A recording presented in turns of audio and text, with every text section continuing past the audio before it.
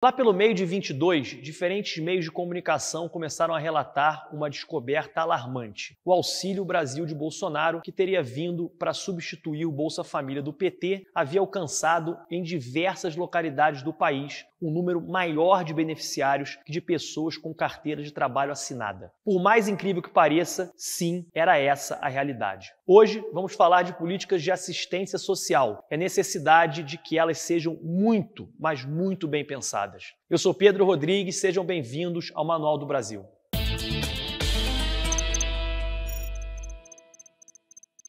Houve diferentes levantamentos ao longo de 22 que apontaram para essa realidade preocupante. O levantamento feito pelo Poder 360 demonstrou que, na época, em 12 estados dos 27 da federação, haviam mais beneficiários do Auxílio Brasil que trabalhadores com carteira assinada, ou seja, com empregos formais. Os levantamentos da Gazeta do Povo e da Folha de São Paulo indicaram que em mais da metade dos municípios brasileiros, em 22, havia mais beneficiários do Auxílio Brasil que com carteiras de trabalho assinadas. Ao compararmos cidades ao invés de estados, podemos perceber que a maioria das cidades onde o benefício supera o emprego formal são aquelas cidades menores, o que não surpreende, já que os 65 maiores municípios do país detêm mais da metade de todos os empregos formais do Brasil, enquanto possuem juntos sequer um terço da população. Mas o que isso significa em termos socioeconômicos? Eu já falo sobre isso, mas antes, se essa é a sua primeira vez aqui no nosso canal, não deixa de se inscrever apertando esse botão vermelho aqui embaixo. Não esquece de apertar o sininho para você ser notificado de novos vídeos e, é claro, de deixar o seu like e o seu comentário. Essa realidade demonstra dois pontos. Primeiro, que nas cidades pequenas e mais pobres há uma enorme dependência do dinheiro público, seja para a geração de postos de trabalho, seja pela transferência de renda através de benefícios do governo. O que leva a um segundo ponto. As políticas de assistência social não têm causado impacto a longo prazo relevante para essas cidades. Em outras palavras, dão o peixe, mas não ensinam a pescar. Políticas de assistência social devem visar a transformação de um local e não a manutenção do seu estado atual. Esse tipo de situação, quando o benefício excede o trabalho formal, acaba reacendendo um debate sobre as políticas assistenciais. Políticas assistencialistas, quando mal pensadas ou mal intencionadas, podem impactar negativamente a produtividade, levar a resultados opostos do esperado, servirem de arma eleitoral a favor de populistas ou mesmo serem simplesmente ineficientes. Mas, claro,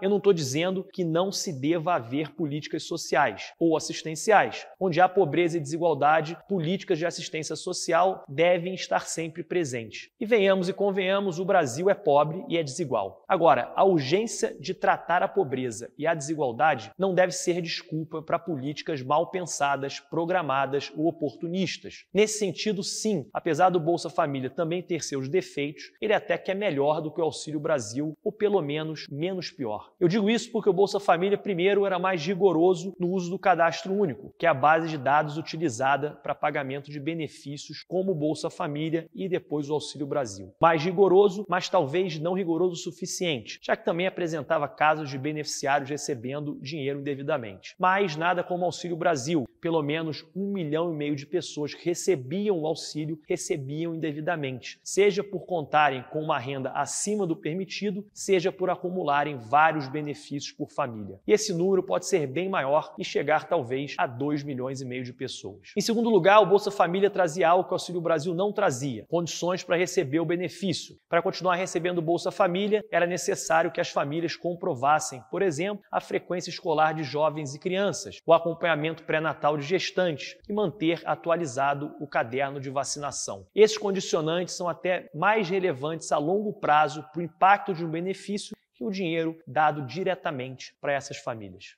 Mas, de novo, eu não estou aqui tentando dizer que o Bolsa Família é um programa perfeito. Não é de modo algum. Tem lá seus defeitos, mas, de fato, é bem mais pensado que o Auxílio Brasil. Não é uma questão de Lula versus Bolsonaro, mas da análise em si de um programa de Estado. Vale a gente lembrar também que o Auxílio Brasil foi criado em meio à pandemia da Covid e a estratégia do governo Bolsonaro, à época, era atender ao maior número de beneficiados. O problema começa a ficar pior quando o programa transitório passa a ter um caráter permanente. Aliás, um fato que poucos sabem, mas além do Bolsa Família, só ter sido possível pela existência de programas sociais da era FHC, como o Cadastro Único. Na época do lançamento do Bolsa Família, ele foi muito criticado por nomes tradicionais dentro do PT e por boa parte da esquerda brasileira. Tradicionalmente, alguns grupos mais à esquerda se opõem radicalmente à ideia de políticas sociais focalizadas, centradas em porções específicas da sociedade. Defendem, ao invés disso, uma mudança estrutural na sociedade e uma maior presença do Estado através de serviços garantidos universalmente. E há também aqueles críticos da transferência direta de renda, que defendem que o Estado, ao invés de dar dinheiro, distribua bens à população carente, como alimentos, por exemplo. Dessa ideia, aliás, veio forte apoio inicial da esquerda do PT ao programa Fome Zero, programa que foi minguado muito rapidamente. Aliás, no debate atual sobre política de assistência social ao redor do mundo, é bastante comum a divisão entre aqueles que defendem a transferência de renda direta, como é o Bolsa Família e o Auxílio Brasil, e aqueles que defendem que, ao invés de programas de transferência de renda, deveríamos focar em serviços promovidos pelos governos. E para isso seria necessário que os serviços públicos não se limitassem ao essencial, como saúde e segurança pública, mas se estendessem a variadas áreas: educação, lazer, cultura, economia doméstica e por aí vai. O que com certeza gera um bom gasto aos governos, mas que em teoria deveria valer a pena, já que iria garantir progresso ao longo do tempo. Eu não vou aqui entrar no mérito de qual dos dois lados eu concordo mais. Primeiro, porque isso faria desse vídeo bem mais longo, e esse pode ser um assunto abordado num vídeo próprio sobre assistencialismo. Segundo, porque de verdade não importa tanto assim qual dos dois está mais correto, desde que qualquer das opções para assistência social não se limite à ajuda a curto prazo e sejam programas regressivos que visem corrigir erros do passado no presente e não prolongar esses erros para o futuro. Toda política assistencialista deve levar em consideração o quanto ela impacta e pode impactar não só na redução da pobreza, mas sobretudo na produção de riqueza, ou seja, na melhora da produtividade de toda a sociedade. Como vimos com o caso das cidades, que têm mais beneficiários do Auxílio Brasil que trabalhadores formais, não adianta só dar o dinheiro e se limitar a isso. Vai só fazer da situação nessas cidades ser mais suportável, mas nunca capaz de transformar. Um bom assistencialismo é aquele que incentiva uma boa educação formal, que garante meios de formação profissional, que estimula a poupança e de boa educação financeira e que garante o atendimento médico decente, por exemplo. Todos esses são fatores indispensáveis não só para o bem-estar, mas também para a produtividade do cidadão. Poderá progredir, ter mais oportunidades e ser ele mesmo uma força de transformação na sociedade. E você, o que você acha? As políticas assistencialistas no Brasil são eficientes? Elas preparam o cidadão para progredir e se tornar mais produtivo e mais capaz? Ou elas gastam demais para resultados de menos? Comente aqui embaixo que outros temas você gostaria de ver abordados aqui no nosso canal. A sua ajuda é essencial para fazer o Manual do Brasil crescer cada vez mais. Por isso não esquece de dar o seu like e compartilhar com todos os seus amigos e familiares.